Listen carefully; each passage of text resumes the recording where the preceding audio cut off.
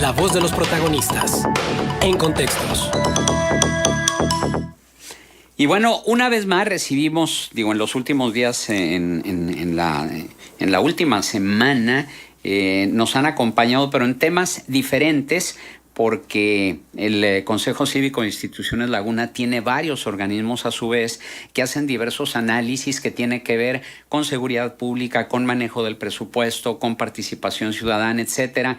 Entonces, pues es obligado que los invitemos para conocer estos análisis que realizan de una manera puntual y de una manera profesional y objetiva, sobre todo profesional, porque aquí no hay tintes, no hay sesgos, no hay intereses que el de dar transparencia a las cifras oficiales.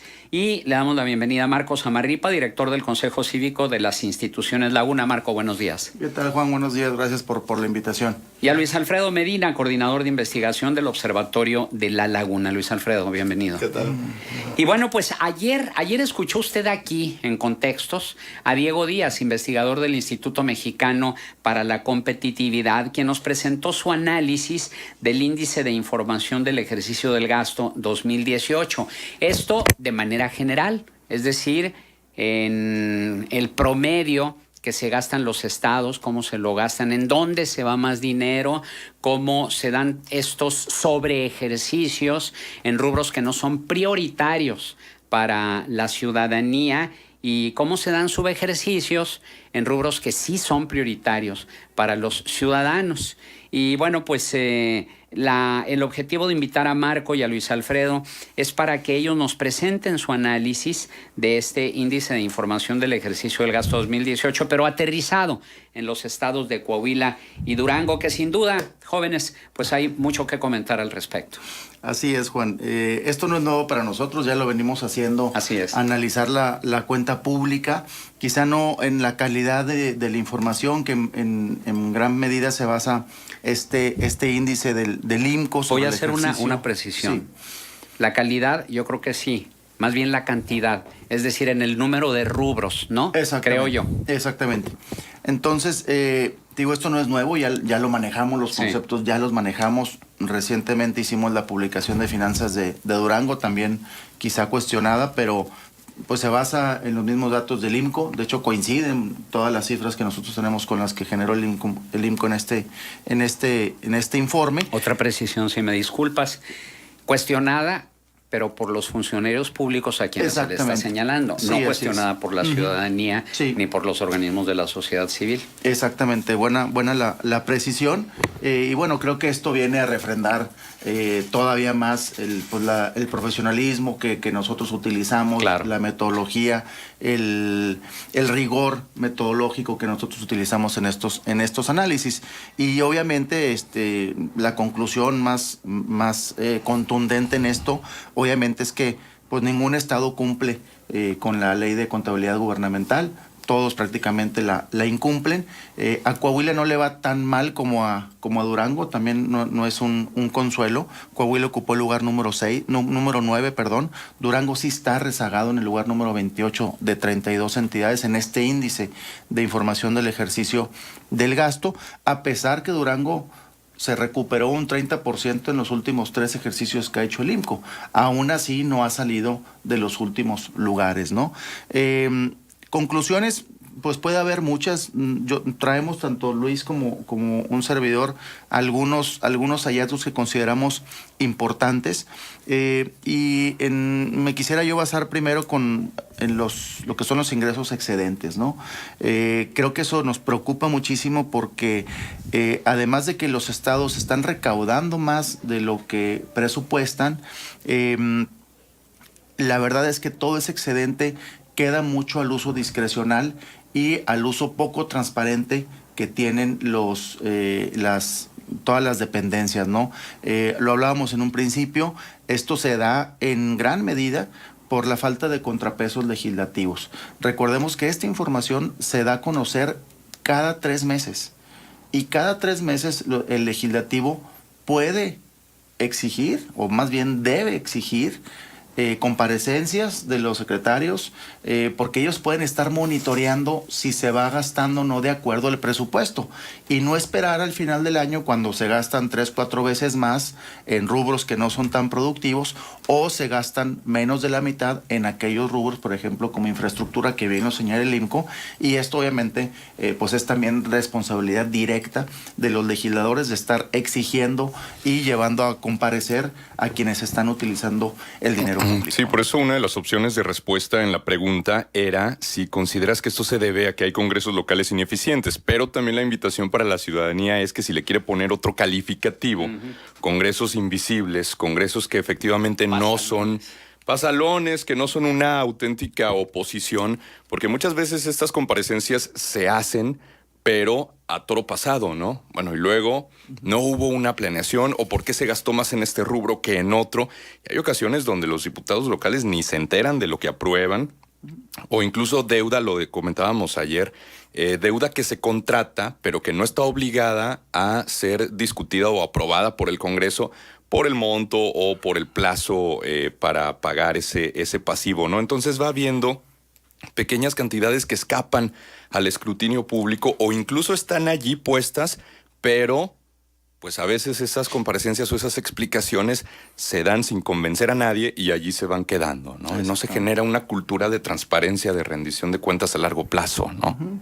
Y sobre todo, insisto, en que tienen los legisladores información cada 3 meses y deberían de estar revisando que no se estén excediendo o al menos vaya el gasto conforme a lo que se va presupuestando y se va avanzando a lo largo del año. Porque llega el final del año y dice, oye, ¿en qué momento se gastaron 2 o 3 veces más? Bueno, pues para eso está la cuenta pública en la que tú tienes que revisar que no se esté excediendo o que vaya conforme a lo que se va presupuestando, ¿no? Sí, pero también aquí otra cuestión que es digna de señalamiento y que de hecho lo hizo Maru Cázares, la diputada local panista, quien es coordinadora de la Comisión de Hacienda del Congreso local, y que fue lo que dijo ella. Dijo es que hubo excedentes en los ingresos, pero esos excedentes no se gastaron o no se invirtieron en lo que marca la ley que se deben invertir. ¿Y qué es? Bueno, pues en infraestructura, en obra pública y un 50% que se puede destinar al pago de la deuda. Nada de eso se empleó, sino que se utilizó para otros rubros que están fuera de la norma. Así es, la ley de disciplina financiera es clara. Cuando tienes excedente, puedes utilizarlo en 2 cosas. Bien lo comentaste, al menos el 50% para el pago anticipado del tema de deuda, o, y aquí viene clarísimo, en caso de existir remanente, a inversión pública productiva. Sí. Lo que es increíble es que todavía que Coahuila tuvo un excedente de más de 6,500 millones de pesos, todavía se puede dar el lujo de contratar deuda. Eso de veras, ¿dónde está el contrapeso legislativo? ¿Quién autorizó esa deuda? Porque tienen un excedente de 6,500 millones de pesos. Y todavía, insisto, se dan el lujo de contratar 1,300 millones de pesos. 1,300 millones de pesos de deuda. Eso es lo que solicitó Coahuila, a pesar de tener 4 o 5 veces más de excedente. Eso de la verdad es increíble. Claro, y decía Maru Cázares, porque le preguntamos, bueno, ¿y a dónde se fue ese dinero, ese excedente? Dijo, en su mayoría se fue a nómina. Y le preguntamos, bueno, ¿nómina en qué? Es decir, ¿aumentó el aparato burocrático? ¿Crecieron las plazas? ¿O crecieron los sueldos de los burócratas, de los altos burócratas o qué? Y dijo, es que eso es lo que no sabemos porque no hay información. De hecho, el punto de acuerdo que presentó un diputado de Morena y que le rechazó una diputada de Morena, que fue la que hizo el desempate para que no se aprobara el punto de acuerdo, era precisamente la creación de una comisión para investigar lo de la deuda, pero también llamar a comparecer al secretario de Finanzas para que explicara todo esto. Luis Alfredo, ¿qué tenemos en el caso de Durango? Fíjate que en el caso de Durango pues viene a reseñalarse lo que nosotros veníamos tratando desde hace unos días. El caso de la reestructuración de la deuda, que como tal sí aplica en el término de deuda. Sí hay un financiamiento contratado que lo señala IMCO de 5,292 millones de pesos. Hay un gasto que se ejerce en un 218% más de lo aprobado, algo también que habíamos señalado en el tema de publicidad. No se invierte lo aprobado en inversión pública, se invierte menos 43% y se excede un poco más el tema del gasto en nómina. Entonces, nosotros lo veníamos señalando ya desde hace varios días, Durango no se puede dar el lujo de no invertir en obra pública como lo venía haciendo en años anteriores. O sea, Durango es un estado que tiene muchos rezagos sociales todavía, que tiene muchos problemas todavía para poder incorporar a sus trabajadores al sector formal. Y la inversión pública va a ser el detonante para que pueda existir competencia y desarrollo en este estado. Claro. Ahora,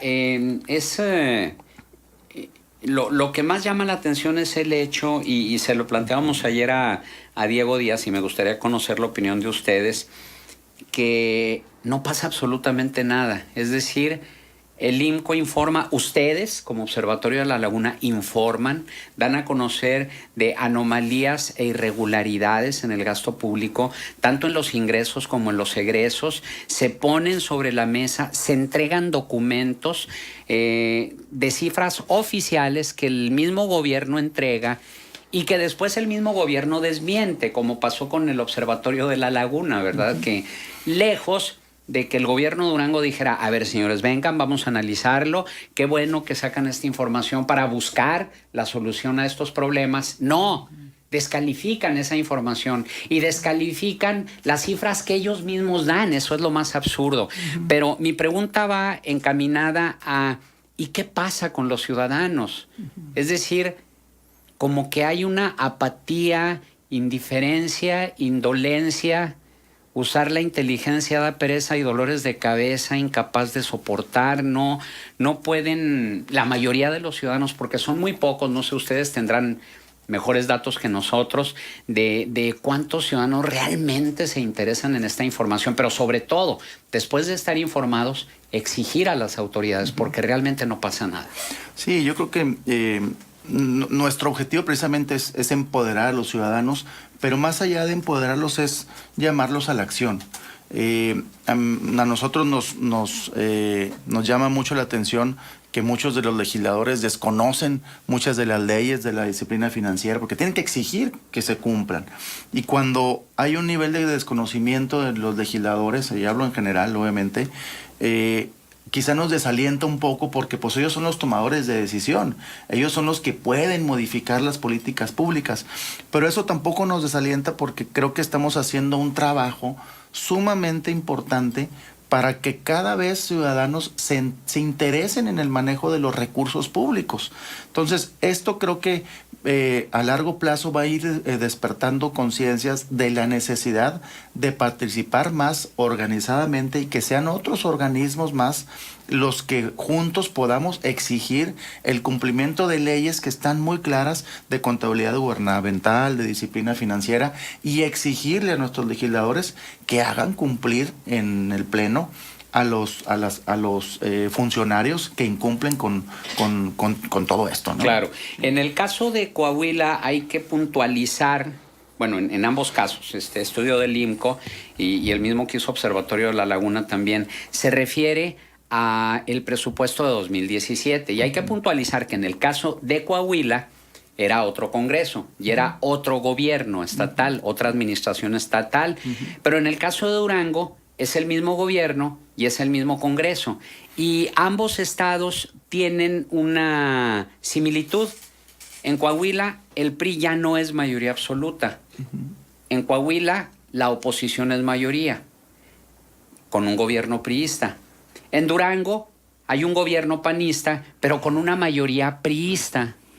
Y esa mayoría no se siente al momento del análisis de lo que tú nos presentaste, Luis Alfredo, con relación del Observatorio de la Laguna del Gasto Público de 2017, como que falta ese contrapeso. Podríamos confiar en que con este cambio en el Congreso, de Coahuila me refiero concretamente, pudiéramos ver resultados diferentes en 2019 cuando se presente el análisis del gasto público de 2018. Marco, ¿tú qué crees? Yo creo que sí, Juan. Las condiciones están dadas, a pesar de que hay estas competencias políticas. Yo creo que la competencia también de alguna forma podemos canalizarla de forma positiva. Bien han dejado mucho que desear, y esto es igual, hablo en general, pero sí sentimos que pudieran ir avanzando los temas de este tipo. Sobre todo porque pues es un insumo que nosotros damos de forma gratuita. Claro. Y lo que esperamos es que la autoridad o los funcionarios sean abiertos, sean receptivos a la crítica, al señalamiento, porque esto el objetivo que tiene precisamente es poner en perspectiva la evaluación del desempeño de los funcionarios, más allá de que alguien lo quiera tomar como lo quiera tomar, pero ese es el objetivo de esto. Y sí consideramos, yo sí veo muchas posibilidades de que las cosas puedan ir mejorando conforme vayamos profesionalizando más a los funcionarios y los estudios que hoy hacemos, ¿no? Bien, ¿alguna conclusión, Luis Alfredo? Simple y sencillamente que los ciudadanos tomen un poco más las riendas de la situación que pasa en el lugar donde viven. Nosotros hacemos el trabajo de investigación, nosotros proporcionamos los datos, pero si los ciudadanos no le exigen a los candidatos cuando van a pedir el voto, a los diputados cuando van a hacer sus visitas a las colonias, pues las cosas van a seguir igual. Nosotros lo que hacemos, como bien lo dijo Marco, es empoderar al ciudadano con cifras, y estas cifras, como tú bien lo recalcaste, son del mismo gobierno, son de las páginas de transparencia, y la información da poder. Si los ciudadanos tenemos esta información, tendremos el poder de cambiar las cosas a través de políticas públicas, y hacer un llamado a las autoridades para que sientan también lo que el pueblo está sintiendo, lo que los ciudadanos están sintiendo, y puedan hacer esos cambios que la ciudadanía está exigiendo. Pero a mí lo que me preocupa es que cuando hablamos de ciudadanos, cuando hablamos de ciudadanía, es así como un ente abstracto, un ente así difuso, incalculable, innumerable. Me refiero que no puedes numerar. A ver, ciudadanos, ¿cuántos? ¿Sí? Y vamos a hablar no nada más de cantidad de ciudadanos, sino de calidad de ciudadanos.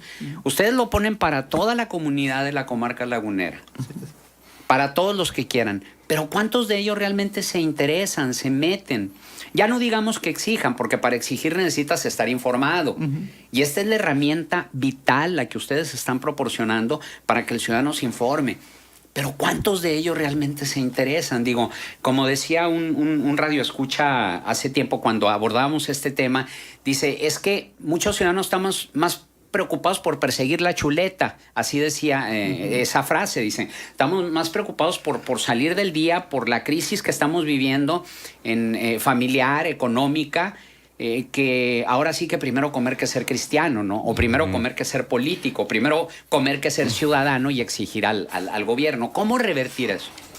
Pues bueno, yo creo que ahí la construcción de ciudadanía no es fácil. Claro. Nos lleva tiempo, insisto, despertar esta conciencia y de la necesidad de involucrarse en los asuntos públicos. No es una tarea sencilla, pero esto no nos debe desanimar. Yo creo que debemos de seguir haciendo esos ejercicios que despierten y que abran el debate público, porque eso creo que va a ir construyendo, insisto, una mejor ciudadanía más preparada, más informada, y eso, como bien lo comentó Luis, pues es poder, y hay que saber utilizarlo. Sí, totalmente, y cambiar la dinámica ciudadana justamente a través de pequeñas acciones, porque, por ejemplo, decías, Luis, exigir a quien viene a pedir el voto, pero también dar seguimiento, ¿no? Y enterarnos qué le corresponde hacer a ese que viene a pedirnos el sufragio, ¿no? Porque muchas veces el capital político crece con la ignorancia o el desconocimiento, ¿no? Entonces hay personas que no saben qué hace un diputado local, que no saben qué hace un senador, un diputado federal. Entonces llegan y les prometen que les van a poner agua,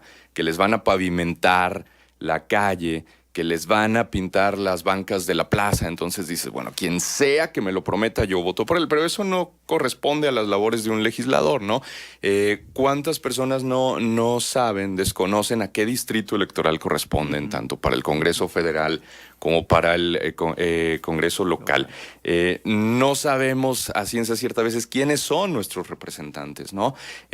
Vamos todos correteando la chuleta todos los días, pero justamente ese corretear la chuleta tendrá una dimensión diferente si estamos enterados de lo que pasa en nuestro entorno, si nos involucramos, si hacemos algo por incidir en esa toma de decisiones. Pasó un poco con el tema de las inundaciones, de los encharcamientos. Causó mucho enojo estas declaraciones del secretario de Infraestructura, que por lo menos con el impuesto sobre nóminas no era prioridad el drenaje pluvial, que porque había otras cosas de conectividad, de carretera, de puentes, porque le urge al Estado atraer inversiones y que entonces hay que visibilizarlo, ¿no?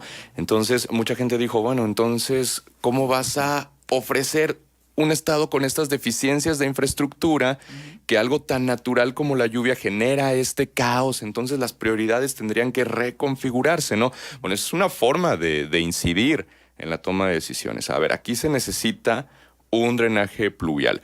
Ya luego se derivó en estas otras propuestas de que si con una red en ciertos puntos, que si con otros desfogar de otra manera, bueno, pero mínimo se fue ampliando el debate y se pudo incidir, ¿no? Entonces yo estoy de acuerdo contigo, Marco, de que construir ciudadanía es un proceso complejo, se va a llevar tiempo, pero pequeñas acciones así pueden ir generando cambios, ¿no? Claro. Mira, la información que decías, Hace Luis. 18 años hubiera sido imposible hacer este tipo de análisis. No había una ley de transparencia, menos había una ley de contabilidad gubernamental general, leyes hacendarias que fueran homologadas para todos los estados, y no se pueden hacer comparativos porque no sabías en qué gastaba este estado, no sabías en qué gastaba este municipio, y hace 18 años, sin acceso a internet y sin portales de transparencia de los municipios, era imposible. Tuvieron que pasar 3 años, en el 2003, para que se aprobaran estas leyes, y en el 2009 aplicar la homologación de todas estas cuentas públicas.